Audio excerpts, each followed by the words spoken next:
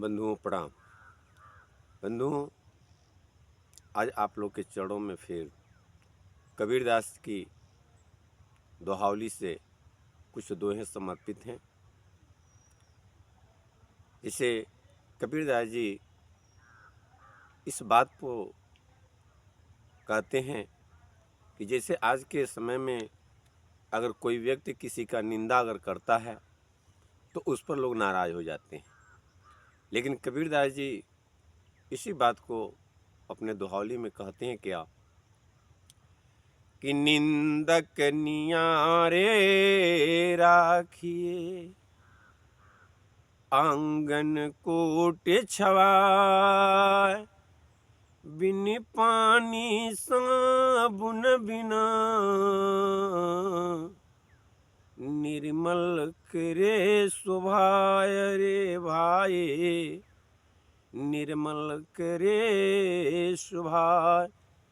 यानी जो व्यक्ति अगर आपका निंदा करता है तो कबीरदास के अनुसार उस व्यक्ति को अपने नियर यानी अपने आंगन में उसकी कुटिया बनवा करके उसको रख लीजिए। क्योंकि देखिए, कबीरदास जी के कहने के अनुसार यानी जो व्यक्ति आपका अगर निंदा करता है तो आप में निखार आता है।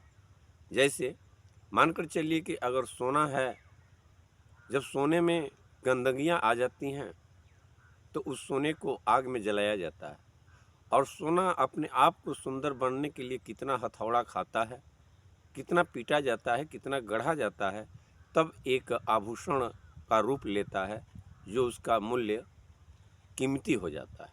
उसी तरह से कबीरदास जी का कहने का तात्पर्य यह है कि जो व्यक्ति आपका अगर निंदा करता है तो आप में निखार आती है, यानी आप अपनी गलतियों को सुधारते हैं और समाज में परख व्यक्ति के रूप में प्रदर्शित होते हैं।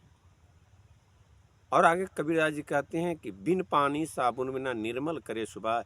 देखिए, इस शरीर को निर्मल करने के लिए, पवित्र करने के लिए जल साबुन का प्रयोग किया जाता है, लेकिन मन को पवित्र करने के लिए कोई इस दुनिया में साबुन नहीं बना है, कोई पानी नहीं बना है, क्योंकि मन जो पवित्र होता है वो अपने आप अपने विचारों से ही पवित्र होता है। तो कबीरदास जी का कहने का मकसद यही था। फिर कबीरदास जी एक बहुत सुंदर दोहावली में लिखते हैं क्या कि बुरा खोजने मैं चला, बुरा न मिलिया को, जो दिल ढूंढा अपना,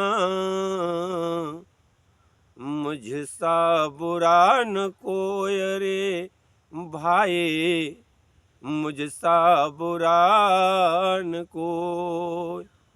यानी कबीरदास जी कहते हैं कि हर एक लोग दूसरे की बुराई देखते हैं।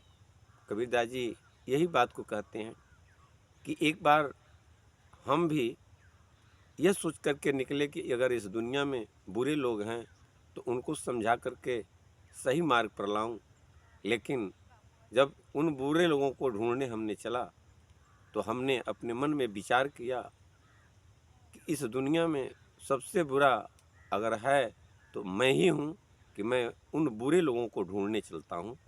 तो कबीरदास जी इस बात को कहते हैं कि कभी भी दूसरे की बुराई को नहीं देखनी चाहिए, क्योंकि अपनी बुराई सदैव देखनी चाहिए, अपनी बुराई को निवारण करने का सतत प्रयास करनी चाहिए।